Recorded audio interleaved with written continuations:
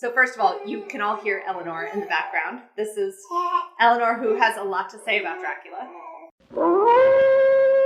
He has walked through centuries, untouched by time. He has seen empires rise and fall. He possesses the wisdom of the ages.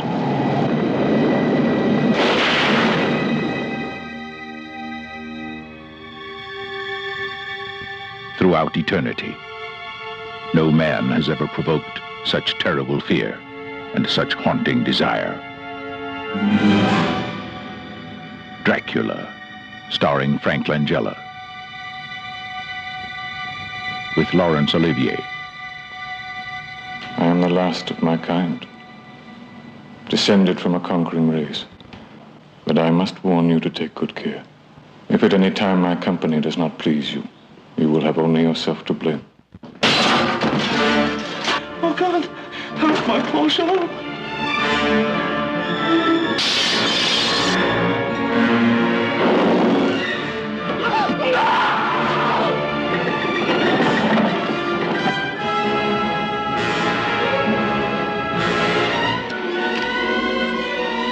Dracula, the story of the greatest lover who ever lived, died, and lived again.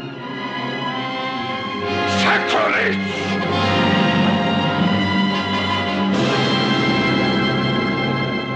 Dracula.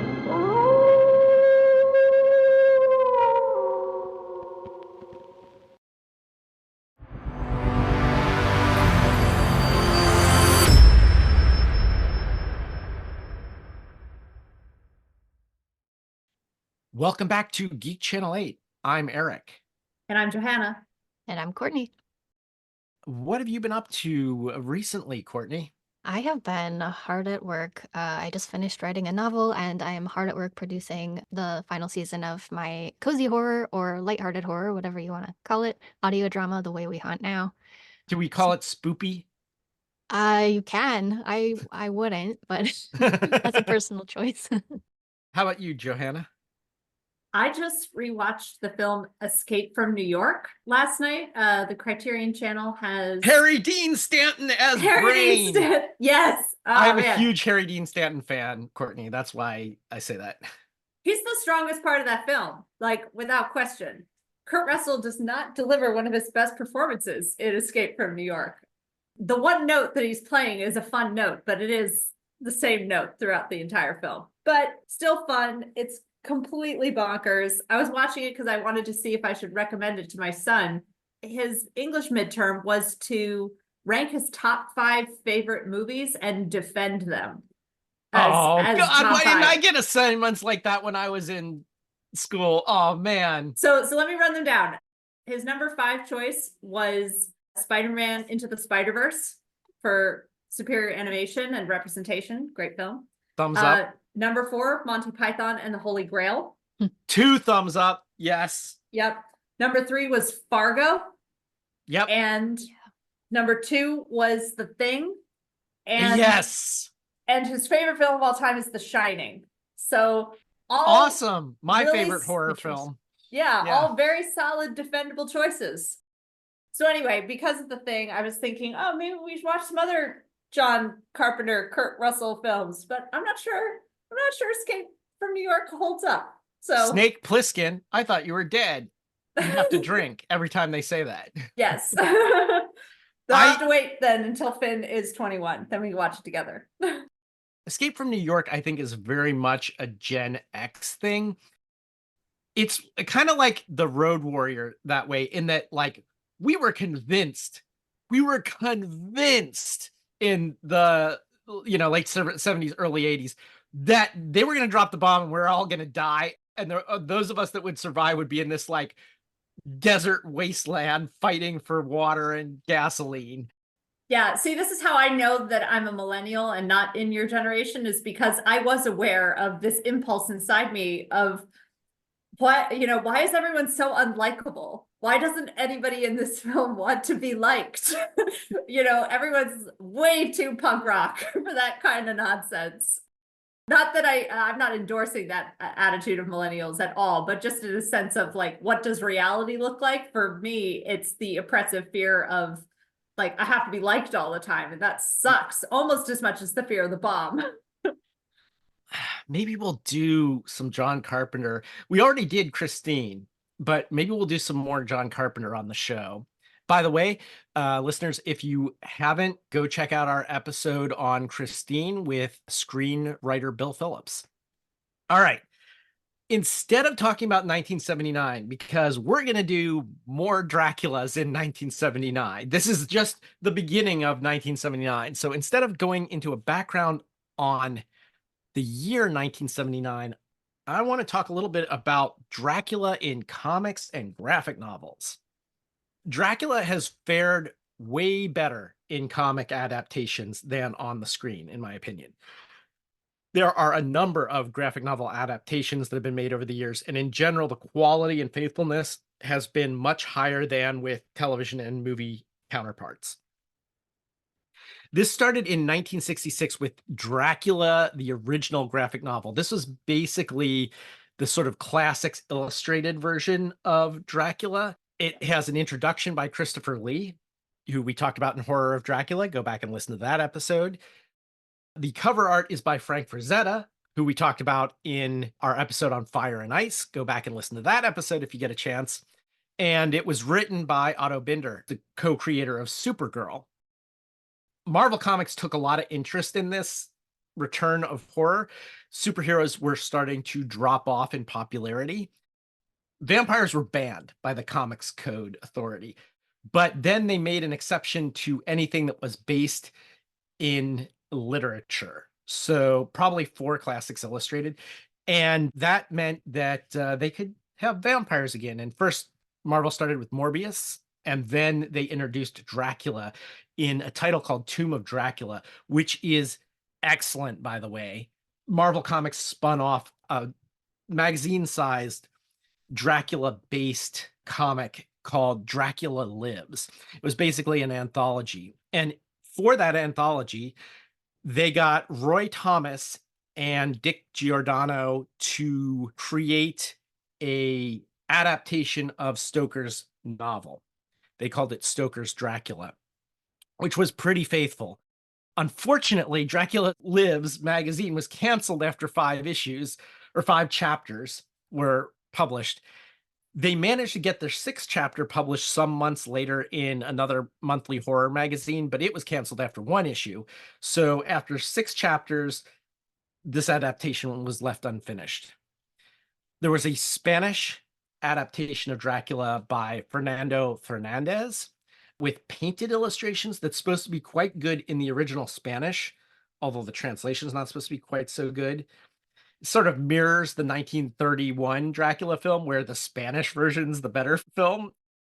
Then in 1992, Topps, who made the trading cards, decided to enter the comic book market. And one of the things they did was license properties. And they had the license to Francis Ford Coppola's film, Bram Stoker's Dracula. And they hired Roy Thomas to do the adaptation. Roy Thomas, by the way, you might remember, we talked about him way back when we did Conan the Destroyer, because he wrote the graphic novel Conan and the Horn of Azoth, which became that movie. And the artist was a young man named Mike Mignola, whose next big project would be creating Hellboy. The Bram Stoker's Dracula graphic novel is well worth checking out. Roy Thomas, a year later, did another graphic novel called Dracula Vlad the Impaler with Esteban Maroto. And it's actually about Vlad Dracul the Younger and his quest for revenge against the Ottoman Turks for the death of his father, Vlad Dracul the Elder. So Roy Thomas, he basically became the editor-in-chief at Marvel. He was Stan Lee's hand-picked successor. But despite all that power, he was never able to get his version of Stoker's Dracula back in print. Dick Giordano goes on to become the editor-in-chief at DC and vice president of DC Comics. And he's never able to get DC to reprint it. I think Giordano did some Sandman issues with Neil Gaiman and was able to convince Vertigo to try to license it from Marvel. And it fell through because Marvel was like, no, wait, Dracula's doing good again. Let's put it out. So they agreed to fund 100 more pages for them to wrap it up. And so 30 years after they started this thing in the 1970s, in 2005, they finished Stoker's Dracula, also known as the Marvel Illustrated Dracula.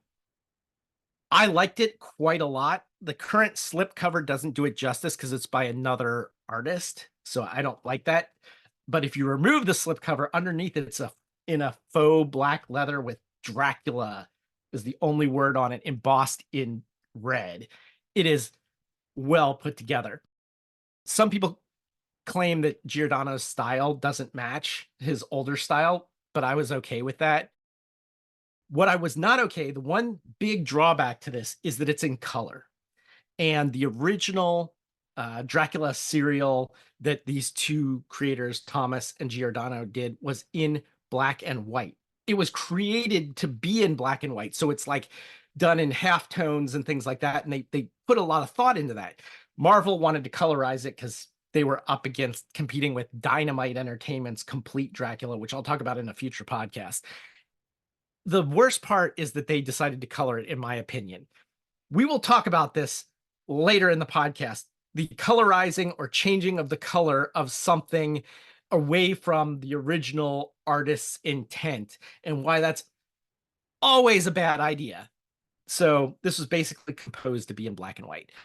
I will talk more about other adaptations of Dracula in comic book form in future episodes, but I highly recommend picking up Marvel's Illustrated Dracula, adapted from the novel very faithfully by Roy Thomas and Dick Giordano. All right, that said, let's talk about a film that came out a few years after the early chapters of that, Dracula, in 1979, with our friend Frank Langella, aka Skeletor. Yeah, so this version of Dracula was directed by John Badham, who had just made Saturday Night Fever in 1977, a huge hit. And after this film, he went on to make other fan favorites like Stakeout and War Games. So have a solid director behind this picture.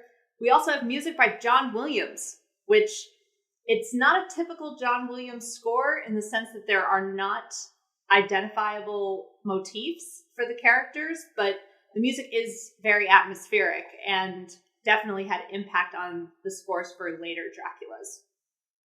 It was mostly filmed at Shepperton Studios, which is, another solid house to be behind, so has a lot going for it. But of course, some of the best things in its favor are the fact that it's adapted from a very successful stage play version of the story written by Hamilton Dean. It played for over 900 performances from October 1977 to January 1980. It was set in the Edwardian period and has a really striking design by Edward Gorey.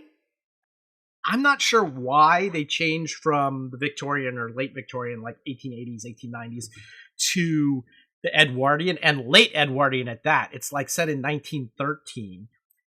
So I guess my gut instinct is just so that they could make Lucy more obviously sort of like what the Victorians would have called a new woman. So sort of, like take charge, make her own decisions, less modest than a Victorian. That's the only reason, because I was puzzled by that too. Like the technology is pretty similar. There were cars. There's like no real reason to make a huge shift except Lucy, to me. And my theory is that it didn't seem like that long ago. And the reason I say that is there were still people alive in the 1970s that remembered the 19-teens. Mm.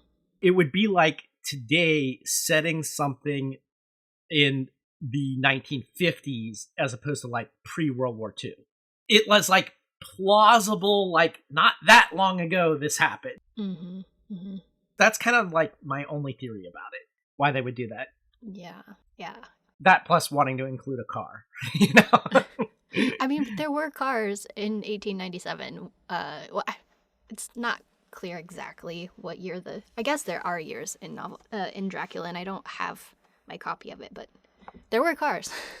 Just Yeah. maybe not such fun ones to put on set. Yeah. I mentioned that this is in 1979 that this came out. I want to say, I also have a theory about why Dracula was so popular that year. It's two things. One, Jaws came out in 75-ish. I forget the exact year. And that was the first horror movie blockbuster. Some say the first blockbuster film ever. That cast a shadow over this film in some ways. Obviously, John Williams did the soundtrack for both of them, as he did for Star Wars, which came out a couple of years before this. Remember, movies take a few years to make. Star Wars, I think the studios were like, people want more fantastical stuff rather than dramas, which sort of ruled the box office before this in the 70s, like Ordinary People, Nashville, Kramer versus Kramer, things like that were what dominated. And then suddenly everybody wants supernatural stuff, and they're like, we could do Dracula. And of course, Dracula was a hit Broadway play. So at the time, that's what I was thinking. I don't know for sure that that's the reason, but 79 was a big year for Dracula. There were multiple Dracula films that came out that year. Okay, since I mentioned Star Wars, it's time to mention the colorization. I watched, and I had you guys watch, a theatrical version of this in 1991, I think it was. Around that time, the director John Badham recolor timed this movie, and he desaturated it. I don't know if you guys have seen the desaturated version, but it destroyed the look and feel of it that was crafted by the cinematographer, Gilbert Taylor. Gilbert Taylor, by the way, cinematographer of Star Wars, so he knows what he's doing, you know, and makes choices consciously about the color.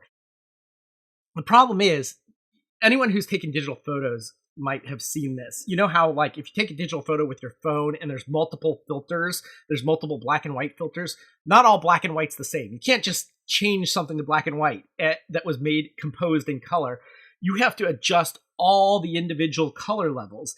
And it doesn't seem like Badham thought of that. He just sort of desaturated everything without dealing with relative color values and things like that. That was not the way the cinematographer had intended it to look, or at least he wasn't involved in the color timing of it. He knows how to shoot black and white. Like, Gilbert Taylor also did A Hard Day's Night, the Beatles film, which is one of the best composed black and white films I've seen. This goes back to what I was saying with the Marvel Illustrated graphic novel being made, originally designed to be seen in black and white, and they decided to colorize it. This is the opposite. This is like they took the color out of it without adjusting the contrast and stuff like that. So it's a muddy mess, in my opinion. There's some people who prefer it. Obviously, the director prefers it. And the worst part about it is Lucas special editioned this because they made the restoration into a new 70 millimeter print, and everything else that succeeds that has been this version. So if you see this on streaming, chances are you're getting the desaturated version because the picture quality is better because it's made from a higher quality print. I would rather have the lower quality picture from the original negative, but with the color timing correct. Okay, rant over. We can go back to our regularly scheduled podcast. All right, so first of all, I love all of that trivia and behind the scenes about the cinematography. That's really cool, and yeah, I'm really glad we watched the theatrical version. It played perfectly fine on my laptop. I usually advocate seeing things on the largest screen possible, but with the quality of the theatrical version, small screen was fine, but the color was great. Back to Frank Langella. He took and approached this character that was sort of setting a new standard for how the character would be played afterwards. He decided, quote, Dracula is not a ghoul. I decided to play him as a lonely, troubled monarch with a sense of humor and a unique social problem.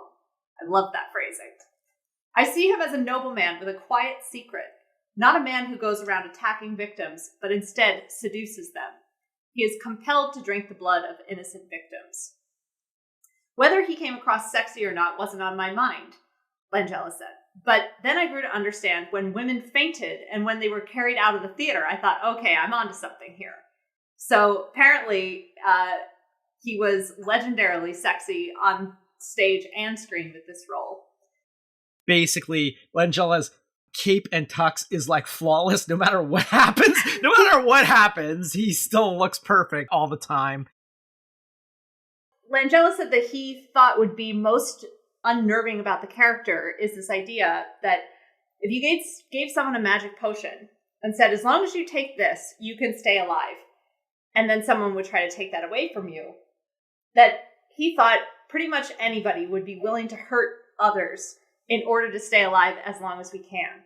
And it's that frightens us the most, is that sense that we also would stoop to Dracula's level to drain the lives of others in order to keep ourselves going. But it's also what draws us to him. The casting of Dr. Seward in this is Donald Pleasance. Speaking of John Carpenter earlier. Yeah, and Escape from New York. I was going to say, like, God, that guy looks familiar. Like, but it can't be the same guy. But it is. Okay. All right. Yeah, cool. And not only that, in Halloween, which came out the year before, he played Dr. Loomis, whose mental patient Michael Myers escapes and leads to all sorts of havoc for Laurie Strode. Well, in this, he's Dr. Seward, you know? So I know they weren't stretching too far on that, but perfect casting there.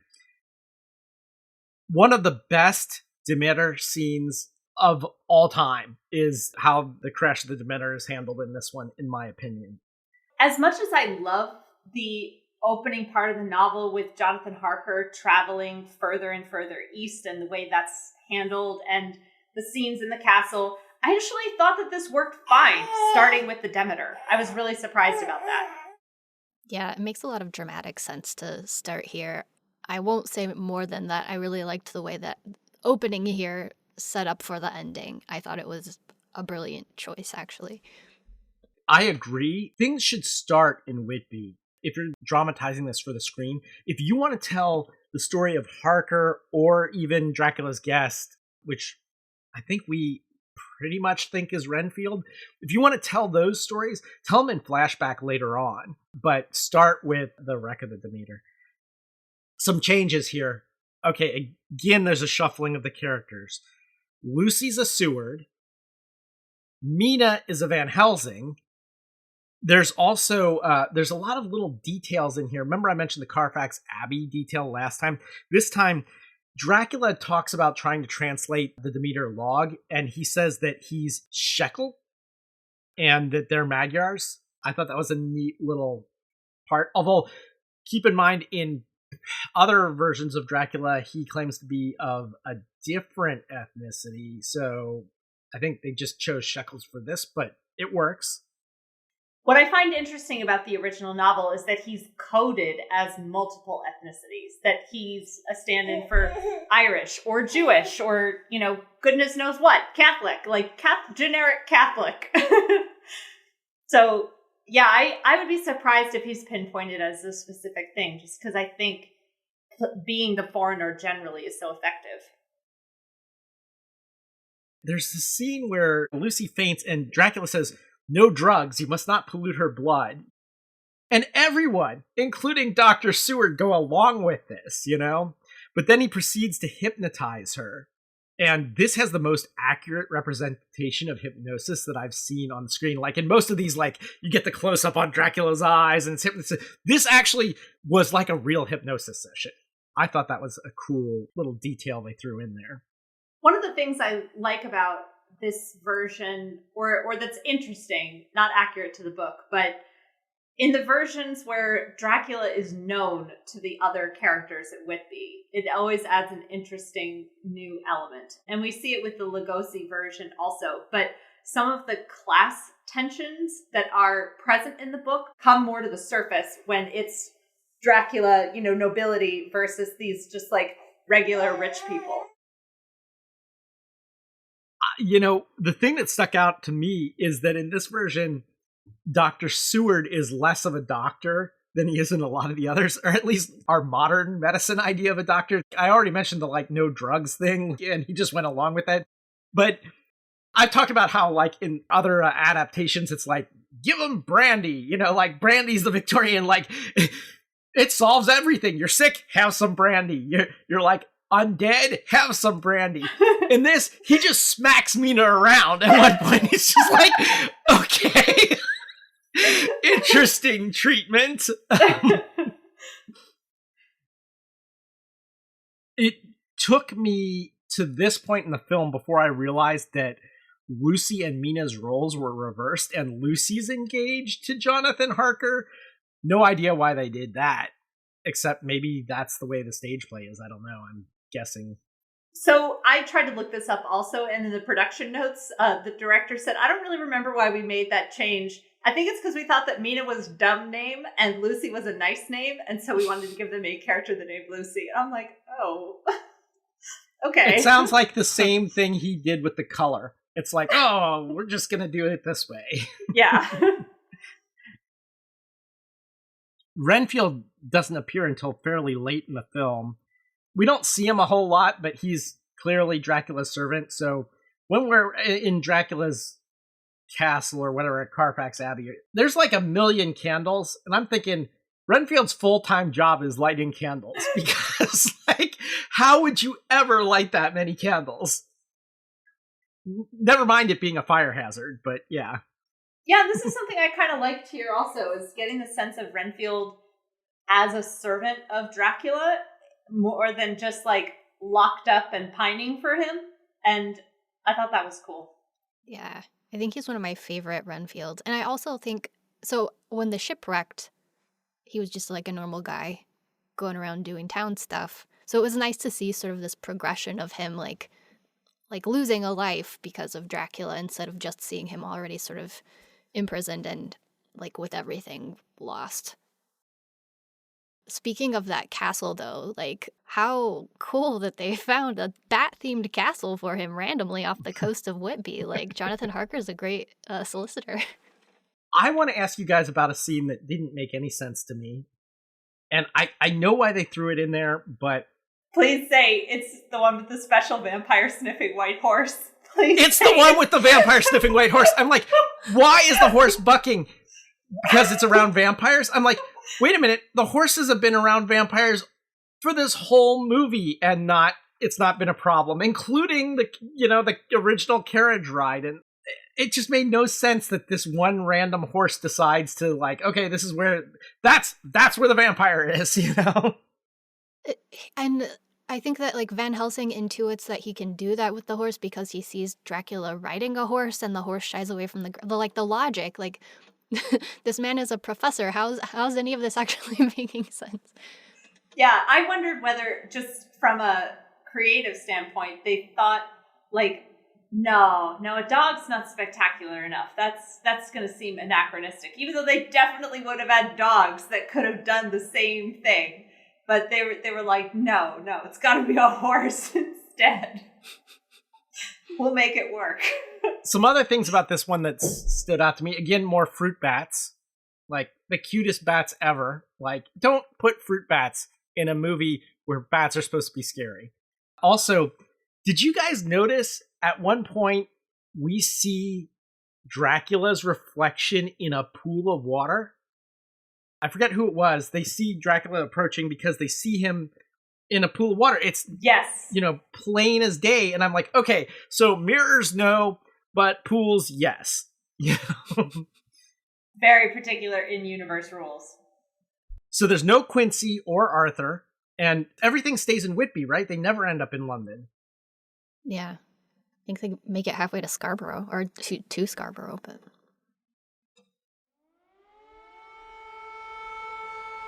Spoiler alert here, because we're going to get to the ending and we have to talk about the ending. So putting a spoiler alert in here now so that people know to skip to the end of the podcast if they don't want to hear this. The climax is back aboard a ship bound for Romania. Van Helsing is killed, and then it ends with Dracula's cape flying off in the wind. I sort of mentioned at the start that I thought, like, in the opening we have this, like, the hook hauling those boxes of loam out of the cargo hold in this very, like, Chekhov's cargo hook sort of moment. So I really liked that he was, like, hoisted on that hook in the end and, like, boiled in the sun. I didn't think it was quite, like, the sun bit, I guess, having come of age in the Buffy era, I expected more, like, combustion there.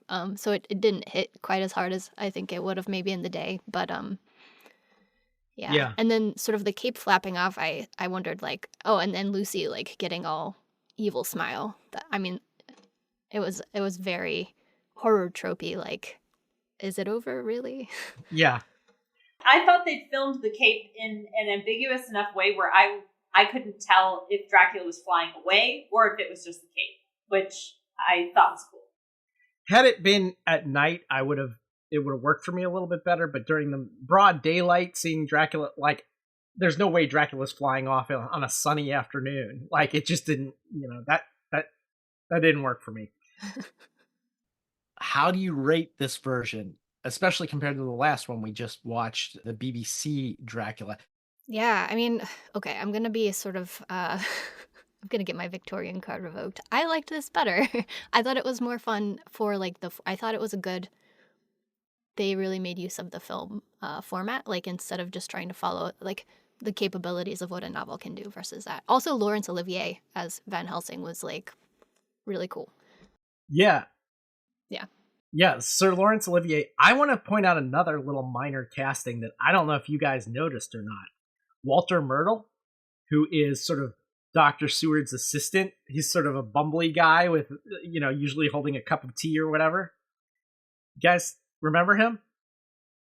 You didn't recognize him?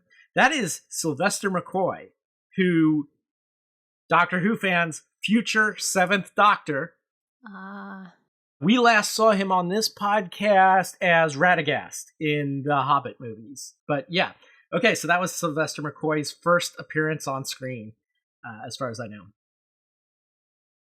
One of the things about reducing the number of suitors and keeping Lucy and Harker engaged throughout the story is it became much more one of, like, intimate betrayal and not as much about the general themes of what vampires represent or, fear of death generally, like a lot of the other things that other versions of Dracula bring up, and that it just seems so much more personal in this version, which was kind of interesting, but ultimately to me just less horrifying. I feel like the horror element of this film is really missing, even if there are a lot of other areas where it's really great. Like, I do think that some of the choices they made to cut down the novel worked better than expected, but it just ended up with this slightly different kind of story.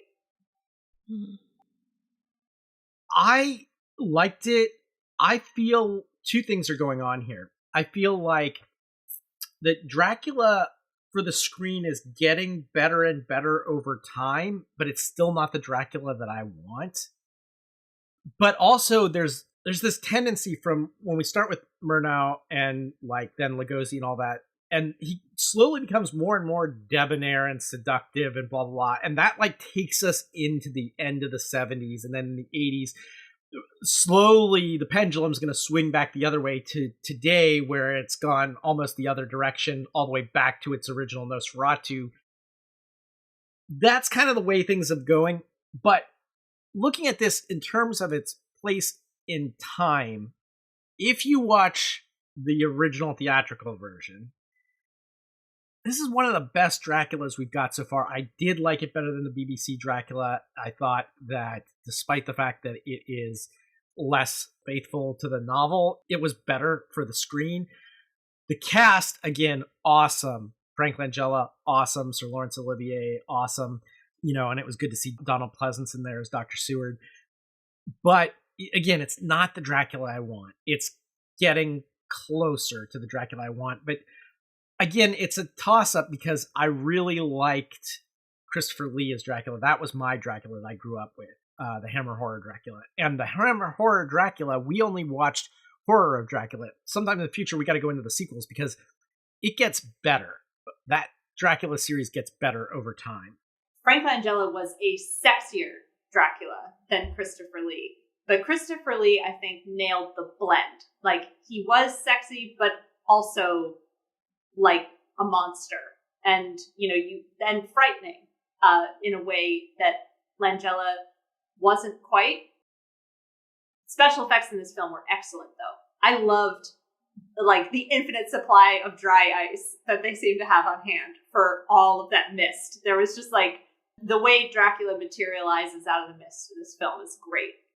And it was way gorier too than I thought. Like when you see the captain lashed to the wheel of the Demeter and his throat is slashed, it is bloody, dripping mess. It's not like you usually get in these things where you just see like some corpse at a distance. All right, I think that pretty much wraps us up for this one. If you want to tell us your opinion on this, why you think this is the best screen Dracula, I don't think we'll get anyone writing us that. But if you do, if you think this is the best Dracula on screen, write us at GC8 Podcast. That's letter G, letter C, number 8 podcast at gmail.com.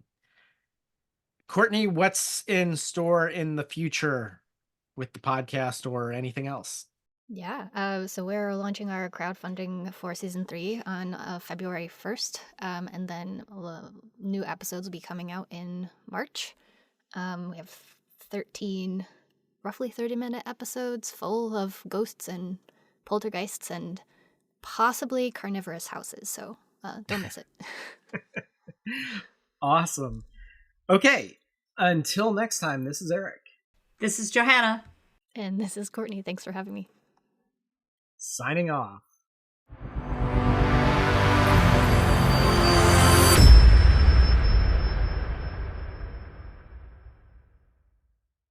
He said that the character of Dracula taps into our need for immortality. He's not just looking to make it through the next day, but through the next century.